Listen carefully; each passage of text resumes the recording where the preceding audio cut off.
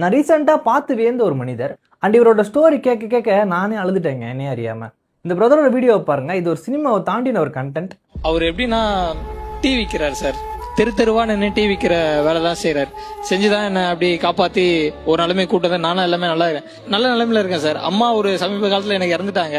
அம்மா தான் இறந்துட்டாங்க. அப்பா நல்லபடியா பாத்துக்கணும்ட்டு அப்பா பார்த்துக்கும் அப்பாவுக்கு ஞாபக மருதி பிரச்சனை வந்துச்சு சார். எல்லா ஹாஸ்பிட்டலுமே ட்ரை பண்ணிட்டேன். எல்லா ஹாஸ்பிட்டலுமே என்ன சொல்லிட்டாங்கன்னா, அவருக்கு ஏஜ் ரொம்ப அதிகமாயிடுச்சு, அவருக்கு ஆபரேஷன் பண்ற அளவுக்கு கூட ப்ராப்ளம் கிடையாது, மைல்டா தான் இருக்கு, இன்னொரு 15 வருஷமோ 20 வருஷமோ தான் இருப்பாரு, அது வரையும் இந்த டேப்லெட் மூலமா கொடுத்து நீங்க பாத்துங்க அப்படின்னு சொன்னாங்க. நான் ஒரு பேங்க்ல வேலை செஞ்சுட்டு இருந்தேன் சார். எங்க அப்பாவுக்காக அது 3 வேலையும் மாத்திரை கொடுக்கணும். அந்த பேங்க் வேலையை விட்டுட்டேன்.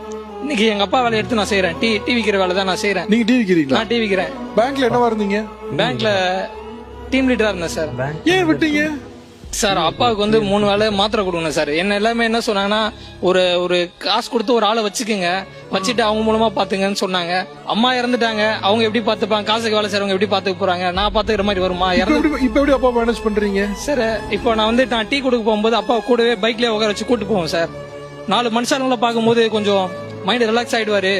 பழைய மாதிரி பேச மாட்டாரோ, ஞாபக மருதி ஆயிட்டாரு சார். அவங்க இடமே என்ன சொன்னாங்கன்னா, இந்த மாதிரி அவரு கொஞ்சம் வெளியிலே கூட்டு போயிட்டு இதெல்லாம் பண்ணுங்க அப்படின்னும் போது எல்லா இடம் போனாலும் கூட்டு போவோம். இதனால எனக்கும் என் ஒய்ஃபுக்கும் நிறைய ப்ராப்ளம் வரும். அவர் எங்கேயுமே வீட்லயும் விட்டு போக முடியாது.